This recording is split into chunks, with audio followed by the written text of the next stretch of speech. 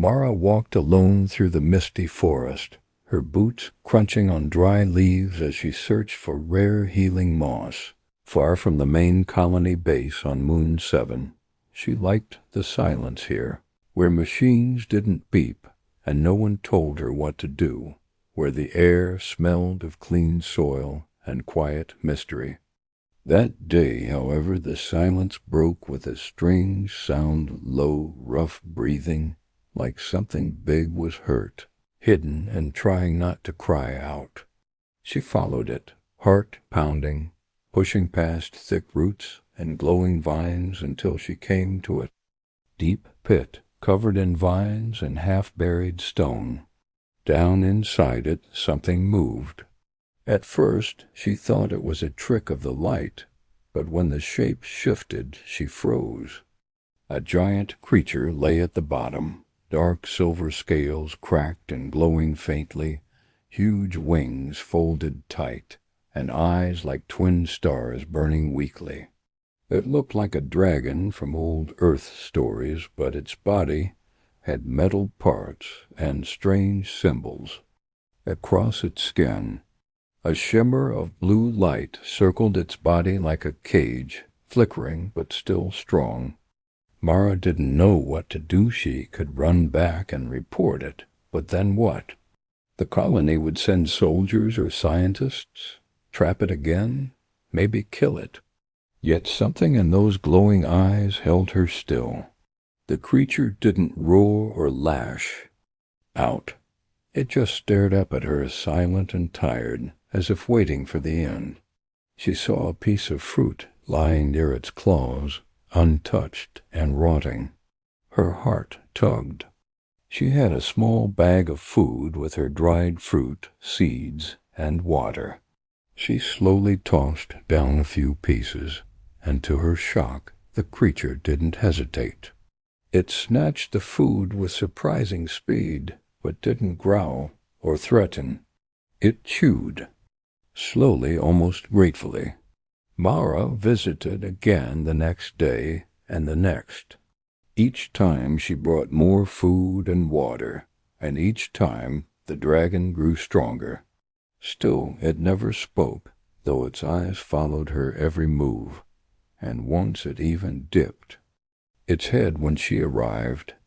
She noticed its wounds were healing, though the strange energy trap still held it down. She studied the trap, but didn't dare touch it. The forest around her began to feel different, like something watched her now. Not just the dragon, but something more distant. Birds stopped singing when she entered the area. On the fourth day, she found the dragon had used one claw to draw something in the dirt, an odd star-shaped symbol with 3 circles. She didn't understand it, but she felt it meant something. That night, strange lights flashed in the sky, brief and silent, like distant storms in space.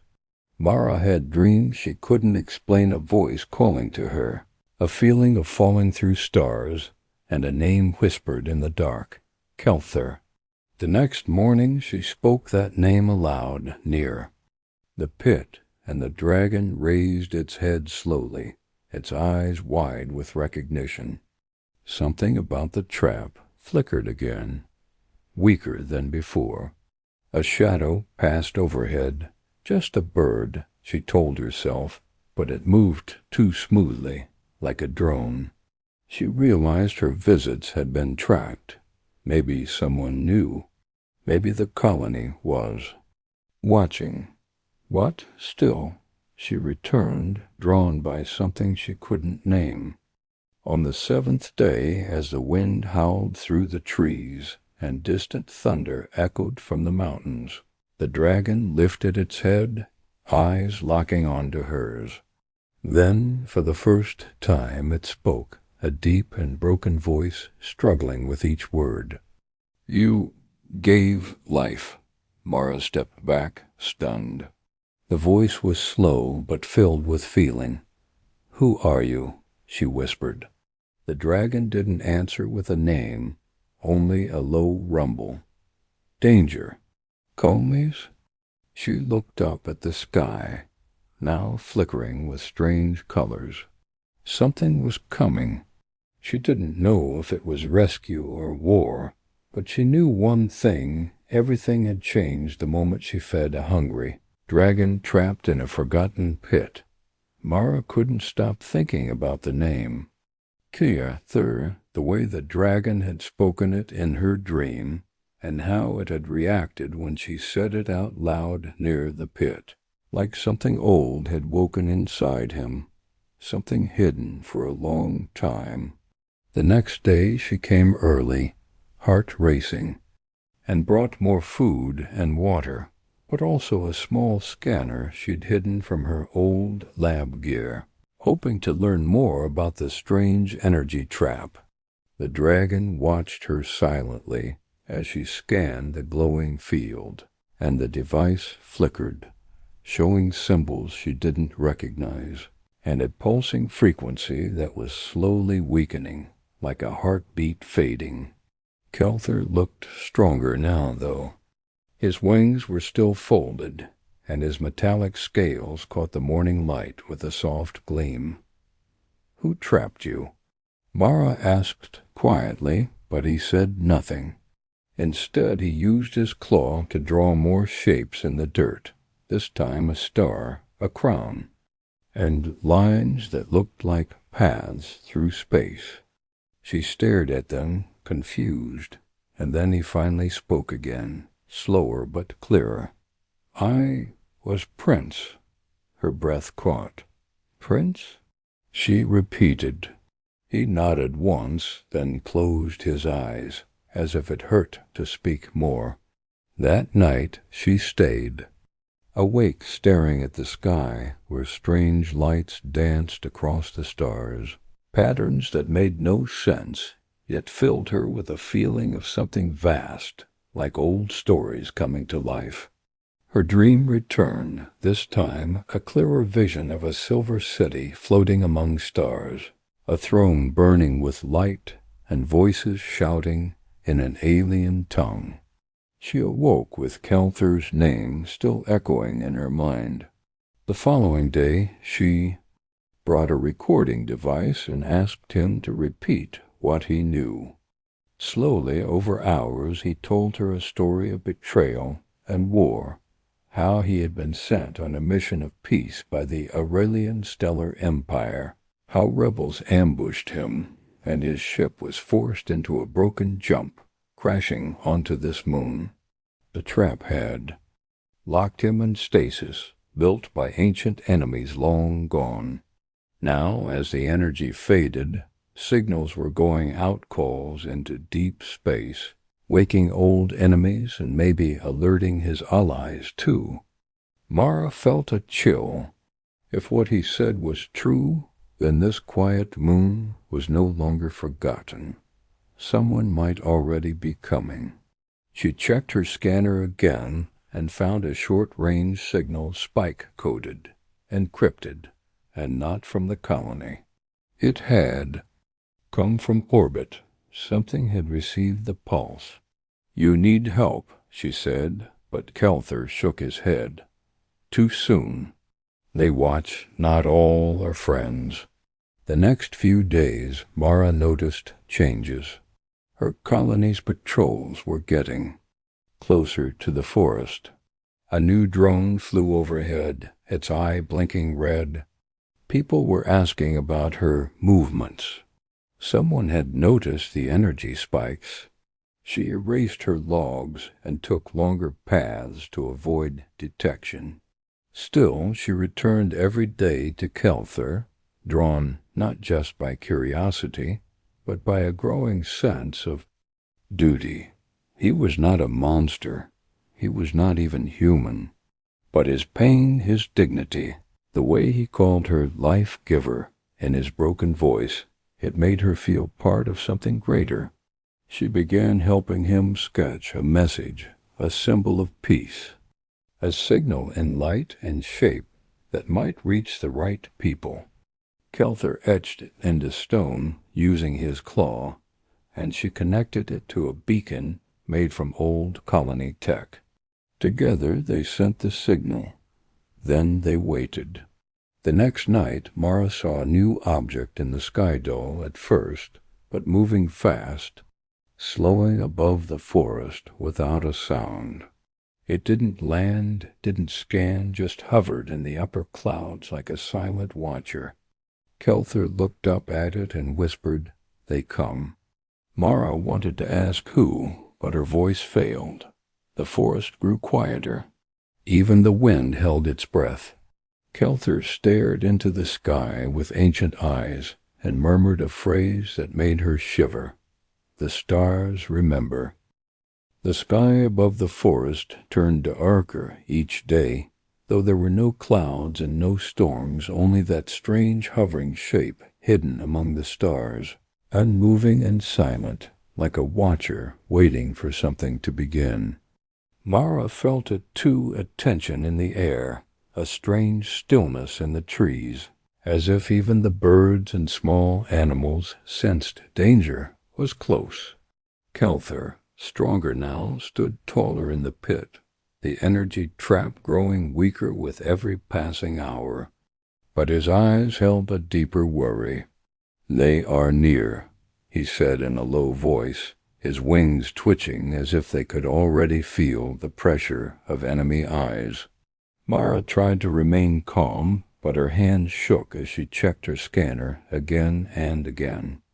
There were faint signals circling the forest stealth drones, quiet and sharp, using tech beyond what the colony should have. Someone had arrived from off-world, and they were looking for something or someone. She returned to the colony, pretending. Nothing was wrong, but people looked at her differently now. The local security officer asked where she had been going every day, and her supervisor warned her about restricted zones near the forest. She lied, but barely. That night she hid in her room and activated her old tech pad, one she wasn't supposed to keep. It let her reach deeper data layers, and what she found chilled her. A transmission had been intercepted, a warning sent across a private channel. Target located, contain, or erase. No names, no details, but the message came from a foreign source, not human, and it had passed through colony systems like a ghost. She knew it was about Kelther. The rebels were coming, not just for him, but for anyone who helped him. The next day she raced back to the pit, breathless, and told him everything. Kelther closed his eyes, his voice heavy. "I sent the signal too soon. I thought they would come in peace. But the enemy is faster." He explained that the rebels who had trapped him were part of a secret faction inside the Aurelian Empire, ones who wanted to destroy the old order and erase the royal line. If they found him first, they would not leave witnesses. Mara refused to leave. She began building small defenses, hiding the pit with heat masks, using trees and reflective blankets, burying the food waste to avoid leaving traces. But time was short. One evening, just as she was about to leave, Kelther growled and pointed toward the ridge. There, barely visible, were figures tall, slim, with cloaked armor that shimmered like glass. They moved without sound, scanning the ground. With glowing rods, Mara ducked behind a rock, her heart pounding. They were here, the rebels. Kelther stayed low in the shadows of the pit. The trap was too weak now to shine bright, but still present enough to hide his full shape. The enemy moved closer, slowly, and carefully, like hunters sniffing for a wounded beast. Mara had to act. That night she crept back into the colony and hacked into the old comms tower. She sent a single signal out into neutral space-coded, short, a story wrapped in light, not about war, but about mercy. She told of a creature, once feared, now forgotten, who had asked for food instead of fire, and of a human who chose to listen. She didn't name Kelthair or the rebels, but the signal was clear. Someone important was in danger, and help was needed. Then she wiped the logs and vanished into the forest again. The watchers came closer. Mara had to sleep in the trees now, hiding during the day, moving only at night. Kelthair helped her, teaching her signs to avoid motion traps, showing her how to move silently. His strength was returning fast, but he still could not fly, not until the trap was gone. On the 5th night a shadow passed above them, huge, silent, golden. Kelthair looked up, his voice full of hope and fear. "That is my people's ship," but it did not land.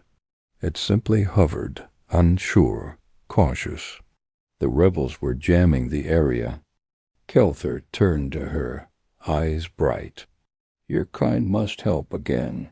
Without your voice they will not trust. My people fear traps too."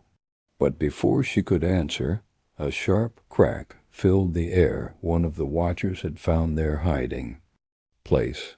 A bright beam of light shot through the trees, not to kill, but to scan. Kelthair roared for the first time, the sound deep and shaking the leaves. The rebel turned and vanished into the shadows, but the signal had been given. They would come now, and not in silence. Mara didn't sleep that night, not with Kelthair's warning echoing in her mind, and the rebel agent's scanner still burning in her memory, like a flash of lightning in a storm. So she moved fast and quiet through the forest, back to the old communication tower she had once hacked, knowing this time she had to send a message stronger than anything before, something that would cross the stars and make others believe in. A truth bigger than war. So she wrote not with codes or numbers, but with words, a human story, full of feeling and risk, a tale about a girl who found a wounded dragon, not to hunt or fear, but to feed, and about how that dragon turned out to be a lost prince, hunted not because he was dangerous, but because he wanted peace, and she sent it with her name and voice, raw and real, to open networks, civilian channels, and fringe stations, hoping someone somewhere would listen before it was too late. Then she ran, disappearing into the woods again as the rebels began sweeping the area with wide-range scans, their ghost armor flashing between the trees, and Kelthair waited, calm but tense, his energy nearly restored. The trap around him now no more than flickering sparks on his scales. "They come fast now," he said, "but not all will believe. Your kind must choose." She didn't understand at first, but then she saw the sky blinking, with hundreds of small signals responses to her broadcast, messages from humans, and traders, miners, and pilots asking questions, offering help, spreading the story across neutral space. She saw a station orbiting a gas giant resend the message with the title "The Girl and the Dragon Prince," and others began adding their voices, saying they would not let an innocent being be erased in the dark. Kelthair watched this with wonder. "Your species, you burn like fire," he whispered. But the rebels knew time was short. They moved in with jamming fields and brought a large black drone that began pulsing with sound waves meant to disable anything in hiding. Mara and Kelthair had to act. She pulled out her last tool, a weak but precise transmitter, and worked quickly to override the signal the rebels were using to cloak the area. Kelther helped by lifting her to a tall stone where she could connect a line to an old relay. Node buried in the roots of a tree, something left by the first colony long ago. She succeeded just in time, and the loyal Aurelian ship above finally received a clean signal. It began to descend, but the rebels struck. 3 of them dropped from the shadows, fast and silent, throwing a disruptor net toward Kelther. He roared and flared his wings, but the trap caught his side, sending jolts of energy through his body. Mara grabbed a broken branch and threw it, screaming, not knowing what else to do. The rebels turned toward her, one raising a scanner weapon, but a sudden golden light blinded them all.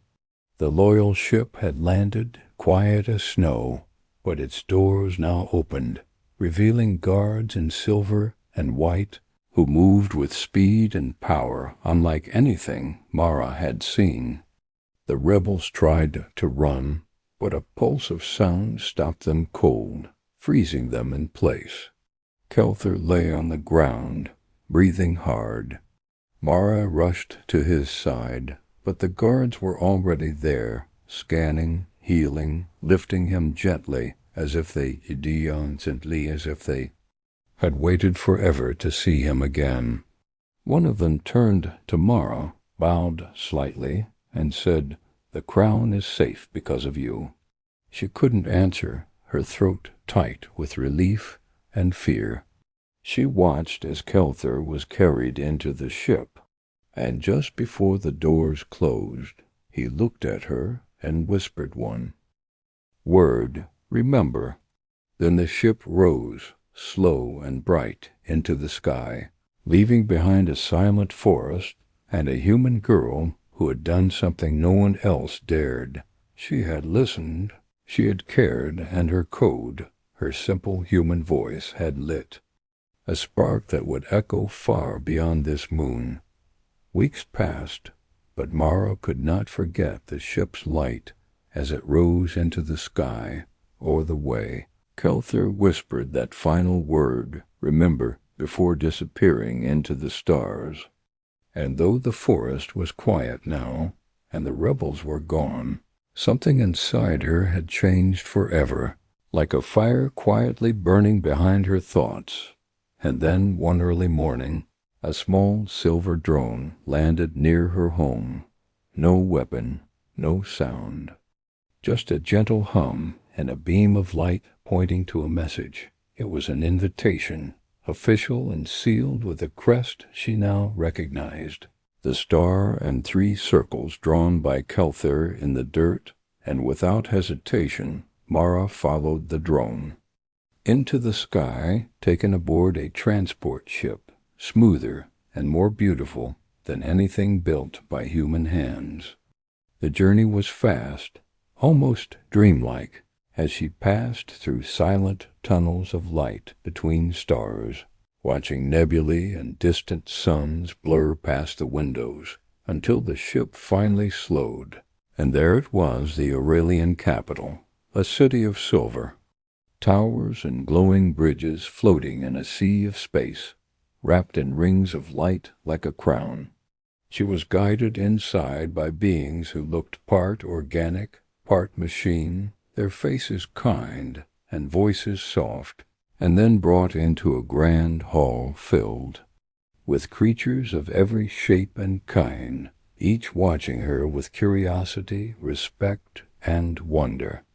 At the end of the hall stood Kelther, now healed and dressed in royal armor of smooth crystal and fire-colored cloth, a living symbol of both power and peace.